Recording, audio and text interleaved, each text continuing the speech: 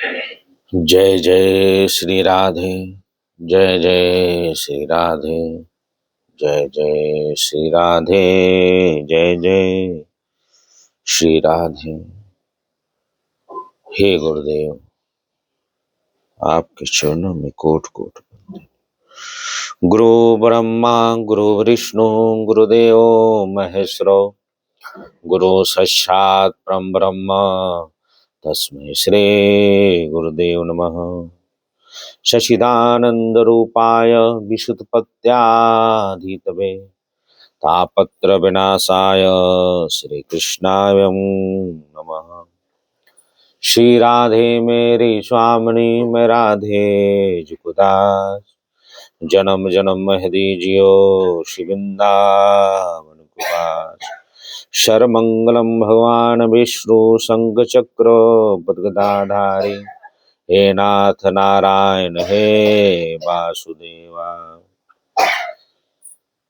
बार बार बर मांग हो हर्ष देहु श्री रंग, पद सरोजन पाहिनी विभक्ति सदा सतसंग। बरहा पीरम नटोर्वपो कर्णियो कर्णिकारम, विप्रवास कनक विषम भजन्ते शमाला।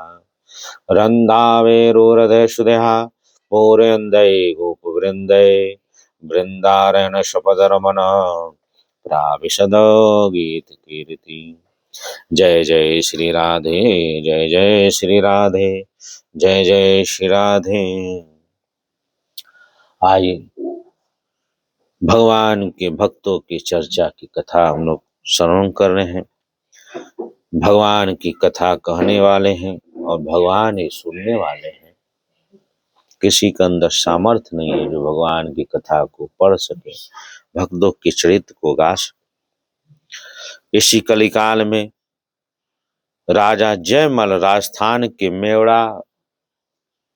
मेड़ता रियासत के राजा थे। जयमल जी बाद में प्रसिद्ध जोधपुर नगर उन्होंने बसाया और वहां रसिक शिरोमणि श्री हंत वंश जी के शिष्य श्री राधा माधव जी के अनन्य भक्त थे। भगवान श्री राधा और माधव के भगवान की सेवा करते थे।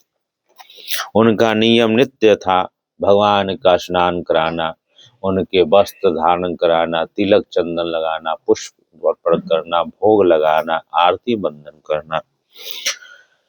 उनके ये नियम में कोई व्यवधान न हो, उन्होंने एक सूचना कर दिया था कि कोई भी मेरे पूजा पाठ में करने में कोई प्रकार का व्यवधान न डालेगा।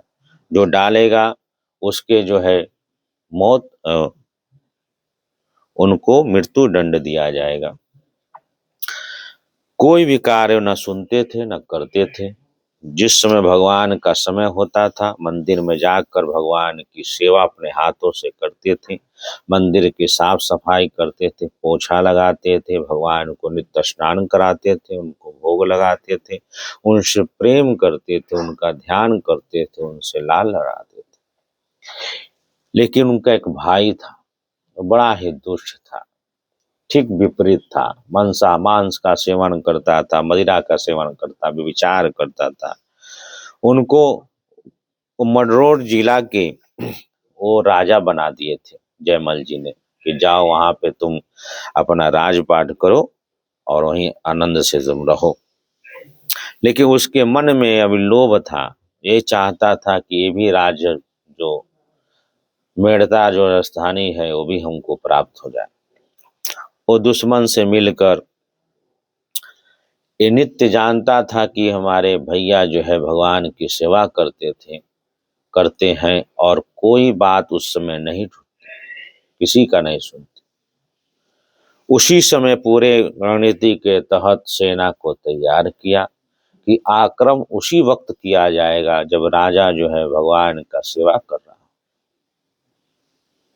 भगवान गीता में कहते हैं कि मेरे भक्तों का कोई नाश नहीं कर सकता, मेरे भक्त कभी विनाश नहीं होता। अब उसी समय पूरे नगर के बाहर जो है चारों तरफ से घेर लिए। अब राजा को सूचना कौन दे? मंत्रीगण इत्यादि सब इकट्ठे होकर मंत्रणा किया कि राजा को कौन सूचना देगा, वो मृत्यु दंड दे देंगे। तब उन्होंने विचार करके कहा कि हमारी जो राजमाता है, राजा की जो माता जी हैं, उनको बताया जाए, उनको समझाया जाए, वो जाकर जो है भगवान राजा को अब सूचना दे। वो राजमाता जो गई मंदिर में और उनके पास बैठकर बोली, हे बेटा, नगर के बाहर जो है चारों तरफ सैनिक घेरे हुए हैं, ऐसी स्थिति है। भगवान के सेवा में तल्लीन होकर राजा जयमल ने कहा, हे माँ, भगवान जो करेंगे सब अच्छा करेंगे। इतना कहकर चुप हो गए और भगवान के सेवा में लगे रहे, करते रहे। राजमाता वहां से चली गई। अब इधर जो है नगर पे चढ़ाई होने के जा रहा था। भगवान को देखा नहीं गया, मेरे राधा माता को।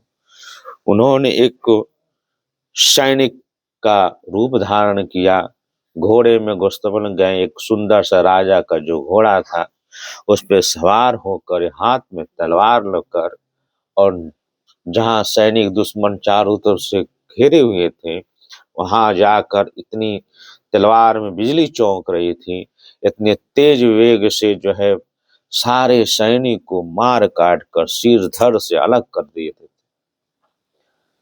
थोड़े ही समय में पूरी सैनिक की तहस नस हो गया, विनाश हो गया, काट डाले सब भगवान।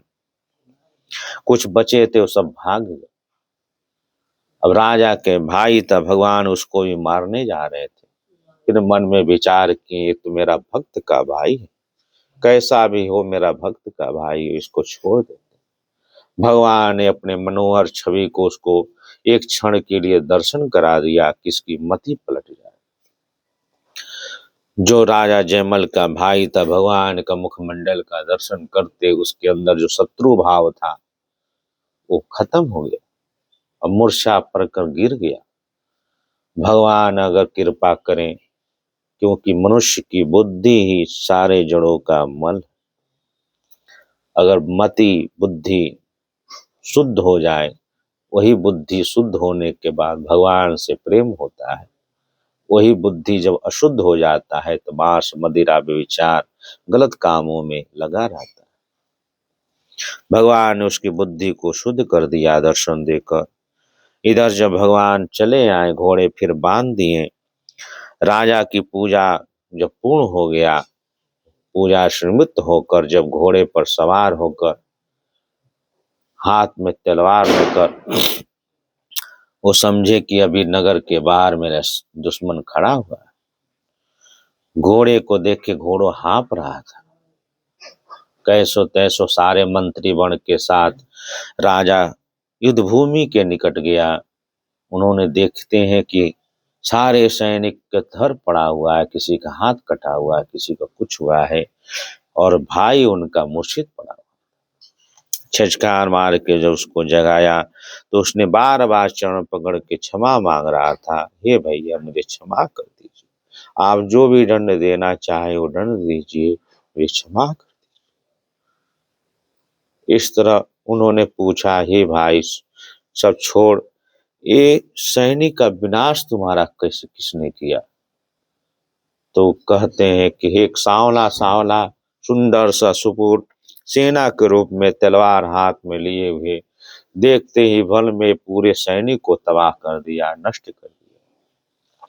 जयमल जी ने समझ लिया कि मैंने माता से कहा था कि भगवान सब अच्छा करेंगे, भगवान ही मेरे कारण ये सब लीला कर दिया, मेरे कारण बड़ी कष्ट भगवान को उठाना पड़ा। भगवान से अति प्रेम हुआ उनका, और भगवत धाम करते भजन करते करते अंत में भगवान के धाम गए।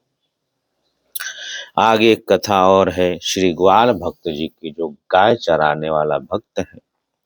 वो भगवान का साधु संत की सेवा करते थे, जो कुछ मिल जाता वन में जाते, वहां रहने वाले साधु को खिलाते पिलाते उनकी सेवा करते, भैंस चराते। इस तरह नित्य उनका नियम था।